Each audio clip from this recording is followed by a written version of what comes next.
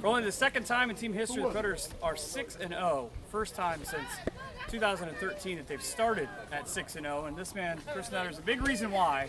Well over 100 yards receiving, 2 catches of the, half a dozen, 8 balls you caught, went for 75 yards. You like that sometimes. Just out here trying to make plays, get to the next week, get photobombed by coaches. Now, it seemed like, you guys have, as a receiving group, sort of a thing about, okay, next man up mentality where Hi, Mom. you can, you're sort of interchangeable, but it seems like for you that you've become Ryan's favorite target at times. Man, coming over, I knew as a new guy, you gotta set the tone to make the team believe in you. Don't nobody know what I did beforehand, so I wanted to come over to make sure guys knew that I was gonna be a go-to option, times of need, tough catches, third downs, just trying to make plays, keep the season rolling. We're doing good right now, man. Now, next week is a huge game against the Columbus Fire. Offensively, you've got to know a little bit about them. That they're going to try and knock out every one of you guys. Them the type of games we love. We ain't got into it with one of them since the Cobras, but it's not a way you can actually play this. You can't out finesse us. You can't do more with athletes than us, and you can't out physical. So if you want to play a physical game, we can adjust to whatever.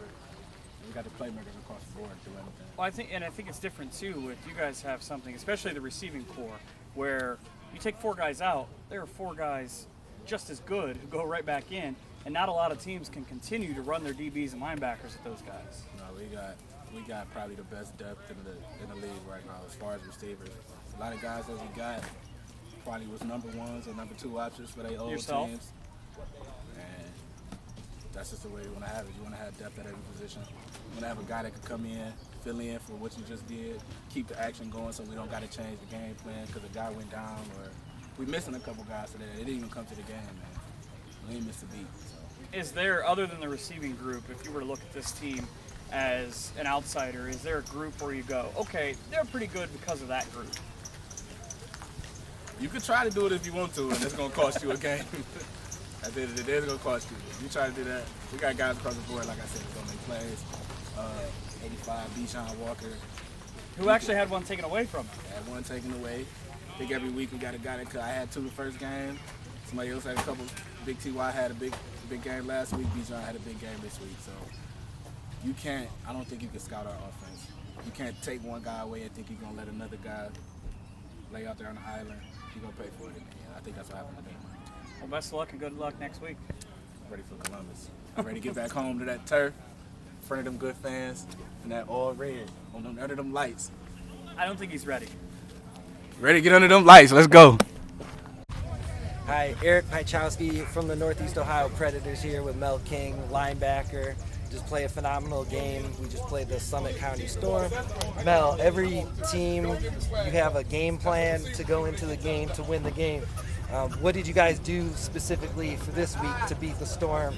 Maybe something that you did different as opposed to different opponents? Well, basically we stuck to the game plan. The first thing we do as a defense is to stop the run. And once we stop the run, we have to stop the pass. But, we came out flat today. They got a couple of things off on us that we normally don't give up. And that's because, it comes from bad practicing, man. We had a bad week of practice and it carried over onto the field. But I guarantee you this week we will have a good week of practice. Okay.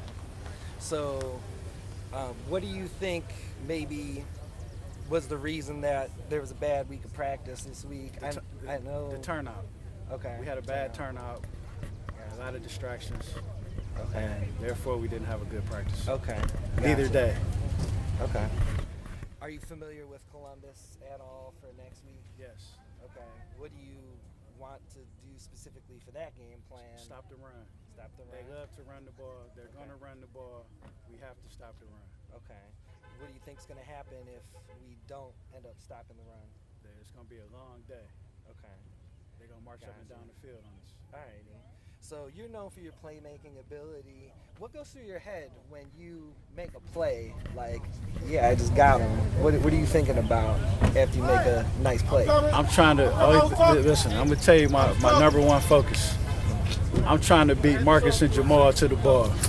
Okay. Because if I don't beat them to the ball, they're going to get the tackle. So that's my motivation right now. You know, it's 3 linebackers. We all come up hard. We all come up fast. I'm trying to beat them to the ball. I got you. Do you guys have any kind of bet going on? Maybe something unspoken amongst you? Yes. You do? Yes, we I'm do. not going to ask any further And what it is. And I'm not going to tell you. I respect you. Okay, cool. Very good. Have you been keeping stats in the competition? I don't know. Do you know who's in the lead? I don't know the stats. Okay. I honestly can't tell All you. right. Gotcha. Okay. Do you have a projected winner right now? You believe in yourself enough to think you're coming out on top, or? Of course. Okay. But if I had to, as of right now, Marcus probably lead. Okay. But I missed last week's game. And don't count you out. Don't count me out. Okay. I'm coming. Gotcha. I've noticed you wear the number 45. Is there any special significance to you wearing that jersey number? I just always wore it ever since I started in semi-pro Okay. in 97. 97. 1997. Wow. I wore number 45 and I wore it my whole career. Okay. Interesting. So we gave up 19 points in this game. Too many. Yeah. What do you think was the problem? You know, why did an opponent like the Storm get 19 points on us? Because we gave up big plays as far as penalties. Big penalties. We had interceptions called back, offsides, just all mental mistakes, mental errors. And you feel that goes back to practice habits Yes. and all that? Yes. Okay. Very good job. I know everybody, you know, who's part of the Predators organization is very proud of you, your performance on the field today. So excellent job. Thank you, sir. All right, have a good one. Predators get the win, 33-19. Coach Pedro, I know giving up 3 touchdowns does not make you a very happy guy, because I didn't realize you could jump so high. Well, caught up in the moment of the game, you know. Guys went out and made a big stop, man, and we needed it. They had to show up, man. We started out flat. I didn't like it. I wasn't happy at all. So, you know, those guys, Marcus came up with a big interception right there, man, and I was just happy to give the ball to our offense. But then it got called right back. Yeah, I was a little hot for that one, too. That's all I have to say about that. So moving on, but you've got to be happy. I mean, now obviously the big stat coming in was only giving up the 1 touchdown to the Cobras a couple weeks ago. But there are they had a couple of big plays that, okay, one of them where the stuck behind the linebacker and just made a nice play. And the receiver, 23, he made a couple of really nice catches too. Yeah, I mean, it's all about our linebackers getting their drops, man, and guys really stepping up to make a play. We had to fine tune the guy. Like I said, the guy started out flat, man, and that's what happens when you start out flat, man. You give up big plays, which, you know, we're not accustomed to. It also had to hurt a little bit too, because the defense was on the field a lot in the first half. The offense, other than the 1 touchdown on the drive to start the game, kind of floundered a little bit until they found their identity in the second half and was able to give you guys a rest. Yeah, well, we started off, like I said, flat. That's one thing I didn't want us to do, because that's how we started off our last game, flat.